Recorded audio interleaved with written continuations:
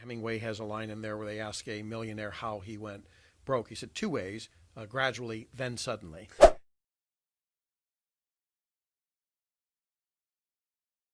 So JP, at last we're meeting in the flesh. Finally, after years on social media. We talked about social media tonight at Rise London, and Right. you talked about it on stage. Yes, It changed everything, and you managed to build relationships with people you've never met. that's right. And it feels like you know them already. That's right. All around the world.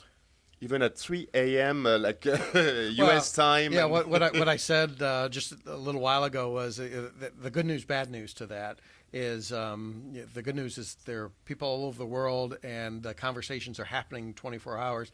The bad news is, it used to be if I woke up at 3 in the morning, I could take a little look in Twitter and then fall back asleep. But now I get dragged into these conversations that are going on in Europe or Asia or the Middle East. And it's good that, I can connect with these people, but maybe not so good for my sleep. For your health or for whoever, share your lives. But let's not talk about that. But I couldn't do it personally, actually. I have to say that I love social media, but I need to have some boundaries, or That's otherwise right. it's out of control for me. I agree. So you came all the way from the US Yes. to come to Finovate and probably a million other meetings. Yes. How did that go then, the Breaking Bank podcast? Yeah, so we did the Breaking Banks podcast live on stage. I guess we were the closing act today at the end of the show. They needed to have like the best of the best at the end to make sure everybody would stay in the room, I'm sure. Yeah, well, Brett King and Jim Maroos and myself, and so we had a pretty wide-ranging conversation about the future of fintech and Brexit, and some of the things we repeated here tonight at Rise. We talked about.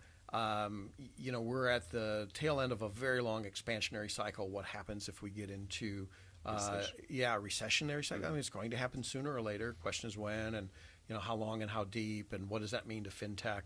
And I think it's both good and bad news. It's really good news for the disruptors because disruptors thrive in chaos.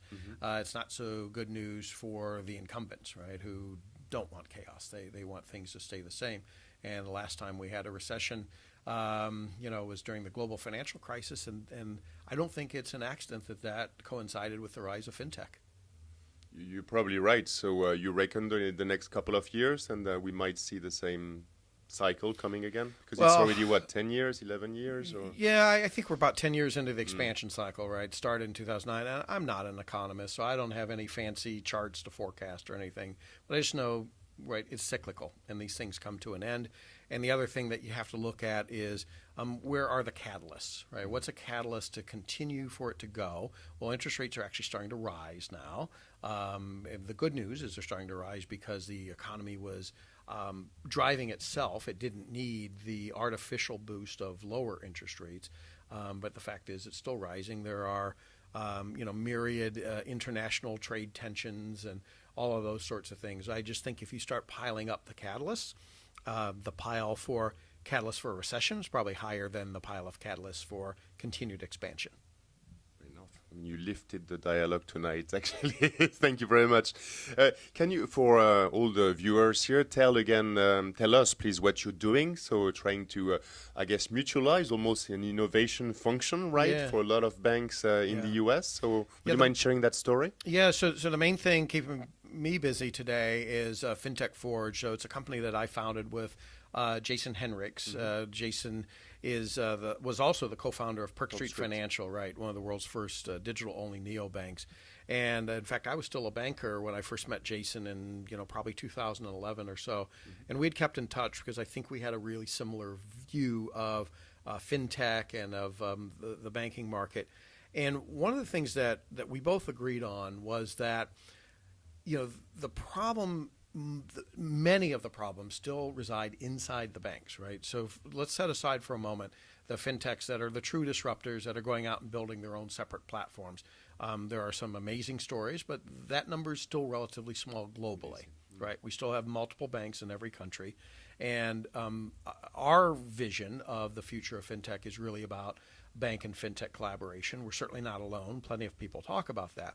But what plenty of people aren't talking about is how can the banks be better partners? How can the banks be better consumers and collaborators and partners, right, with fintech companies. So we built FinTech Forge to help them build and leverage their innovative capacity, both internally and through better fintech partnerships and strategic investments in those fintechs. And so we just launched, last year we were in private beta with 12 banks in the U.S. on what we call the Alloy Labs Alliance. And now we're in the final throes of bringing in 20 more banks as charter members. So we'll have very quickly here 32 banks that have agreed to work together, and we've given them common tools and frameworks to work. You can kind of think about what we do. I sometimes call it we're an outboard innovation department. Outboard meaning that the banks are still steering the ship, right? They're deciding, charting the course, deciding where to go, but we provide that outboard power. And particularly the banks that we work with don't have a chief innovation officer. They typically don't have a team of full-time people who are focused on innovation. And so we become kind of their fractional innovation arm and also their fractional venture capital arm. Wow. I can see the value. I can imagine that it's quite hard on daily or weekly basis to engage and be that catalyst and sustain the level of energy and motivation and commitment from those banks. Yes, big or small. Well, I will say, though, we've been really lucky that so far we've attracted the innovators and early adopters, right? So the banks that we're working with are moving pretty fast. And in fact, I just had an email conversation with another bank who has been interested in joining, but they haven't been able to convene their committee for a couple of months to make a $15,000 decision to join the alliance.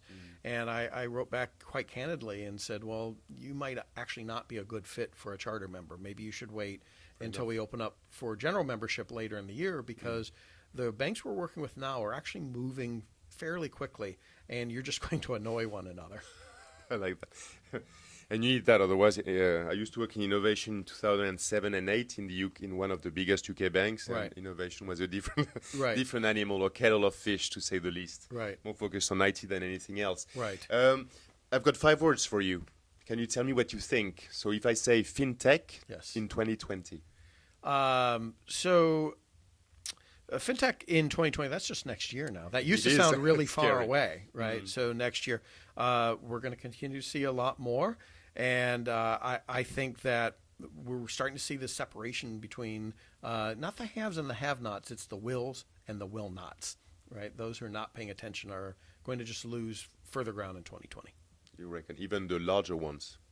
If I they think don't so. do Now, enough. listen, the larger ones have more of a cushion.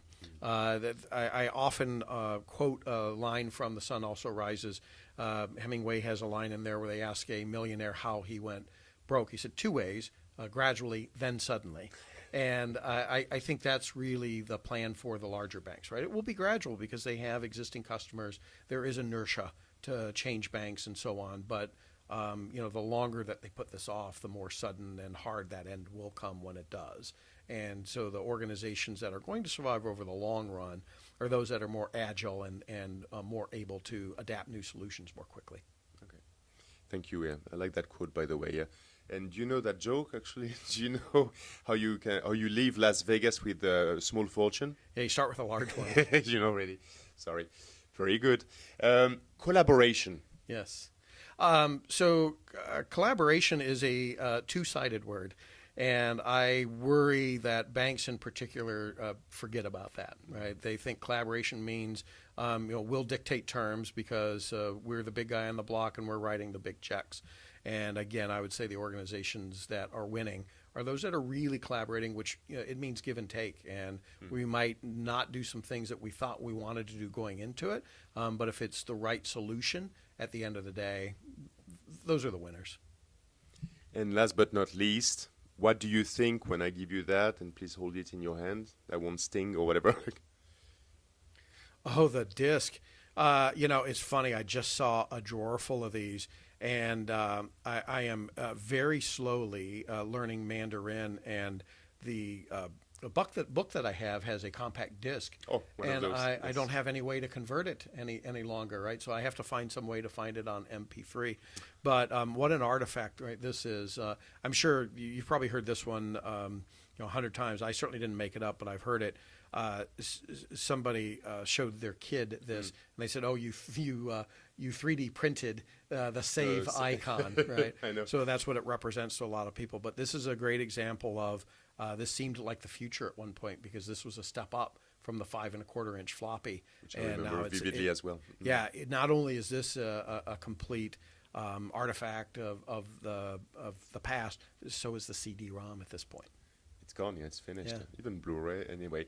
Totally agree with you. Thank you so much for your time. And I say, ni hao ma, ni xie wo de bang yo. I'm your friend. Now, look, I can't speak French and I can't speak Chinese. You said you're learning I'm Mandarin. learning, yeah. Xie xie. Thank you. Yes.